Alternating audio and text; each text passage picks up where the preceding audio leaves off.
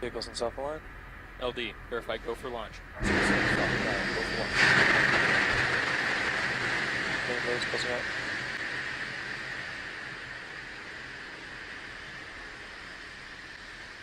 VC, verify Falcon 9 is in startup. The vehicle's in startup. 20 seconds. Stage 1 present in flight. 15.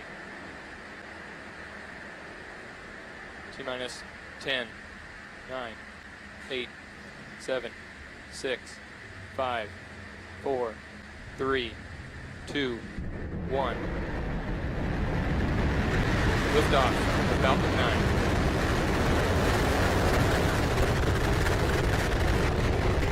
Drop AVIRC and GNC are proceeding procedure 3.170 for post-launch flight operation. GC, move to section post-launch pad operations to secure the pad on net A. Moving to post-launch pad operations.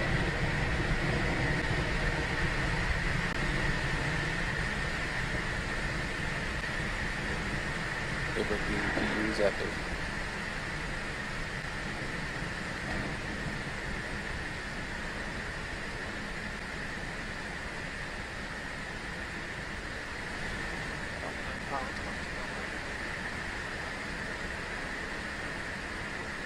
Stage 1 propulsion.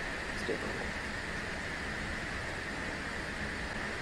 We're passing through the region of maximum dynamic pressure right now.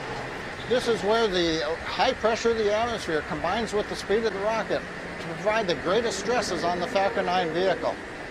We throttle the engines down as we pass through this phase, then throttle them back up as we proceed on into orbit. The major activity coming up will be main engine cutoff at T plus 2 minutes and 25 seconds. We'll listen for that, followed shortly after by stage separation and then ignition of the second stage engine. Let's listen in as the Falcon 9 continues to head downrange, preparing for shutdown of the first stage and stage separation and ignition of the second stage.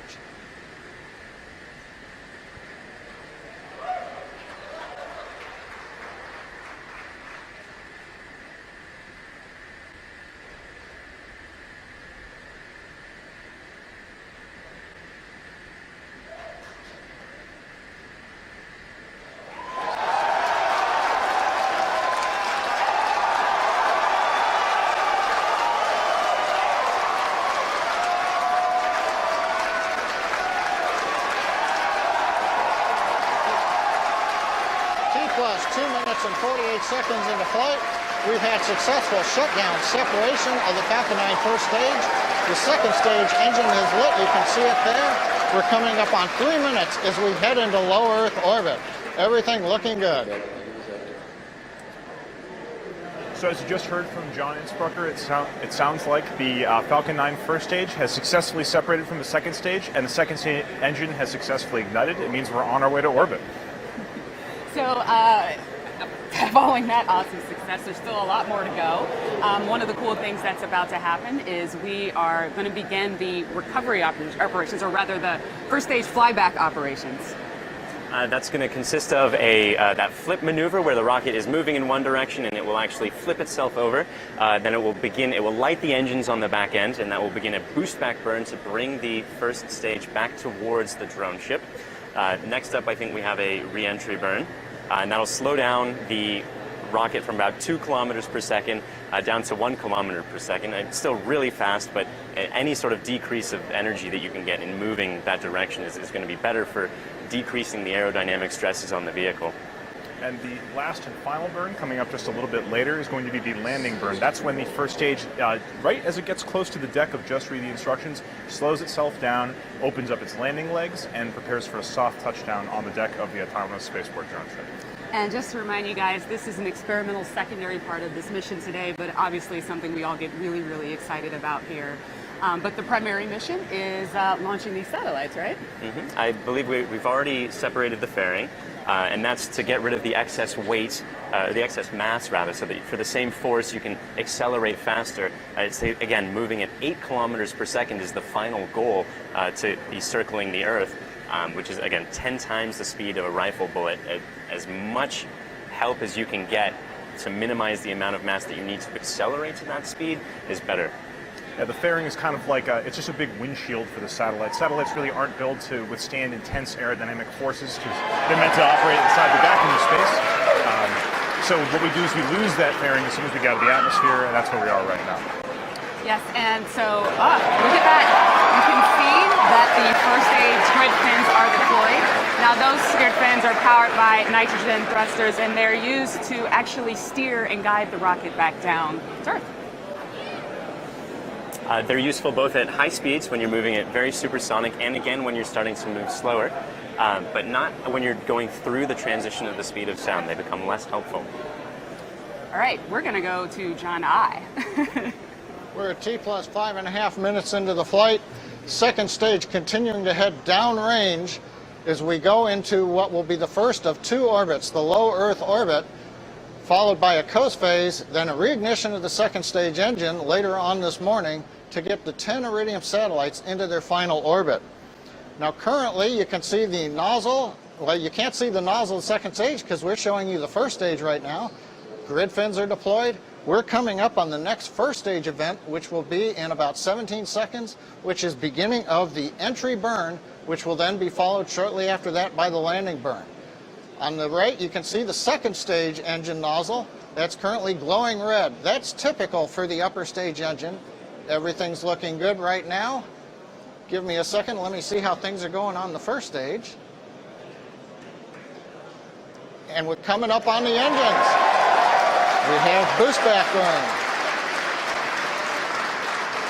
You can hear the applause in the background from the SpaceX team gathered around the Mission Control Center as we're watching the 3 Merlin engines on the first stage light, and we have got shutdown for the boost back burn. So currently we're coming up on T plus 7 minutes. Second stage continues to head into orbit. First stage is coming back to the drone ship. Let's go down to the floor for the landing burn and the entry into orbit of the second stage. So as you just saw, the re-entry burn for the first stage has just completed and looks successful. You can still see camera footage from the first stage descending down. Hopefully we'll be able to maintain video all the way down to the drone ship. What a great shot that is. It's beautiful. Now, so as you know, sometimes we lose that video in the drone ship. There's a lot of vibrations happening there. We're going to try our best to keep that link, and hopefully once that landing burn hits, we'll catch it, we'll see it visually. And if all goes well, Falcon 9 will be standing proud there on the deck of our drone ship. You may have noticed little puffs of what looked like smoke coming out from between the grid fins every once in a while. Those are part of the attitude control system. I think this is the landing burn. Looks like burn. the landing burn has just started, so we should be coming right down on the deck of Just Read the Instructions.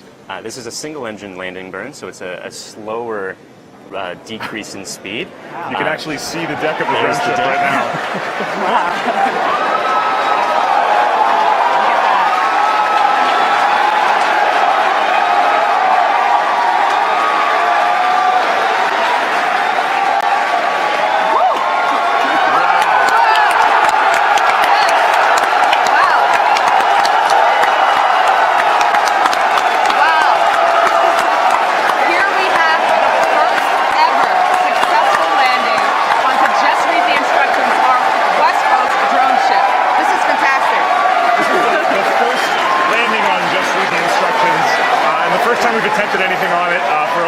So we're all very happy. Now we have 2 drone ships that have both successfully received first stages. Wow, and we can see it the entire way there. No video cut out. So props to the team for making that work. This is fantastic. Yeah, that's standing right in the center of the X there. What an amazing view. Wow. Now, amidst all the excitement, it's important to remember this is not the primary part of the mission, the Iridium mission. Let's go up to John I to hear what the status of that is. We're at T plus 9 minutes and 14 seconds, and we have just shut down the second stage engine. Falcon 9 second stage carrying 10 Iridium satellites has gone into the parking orbit.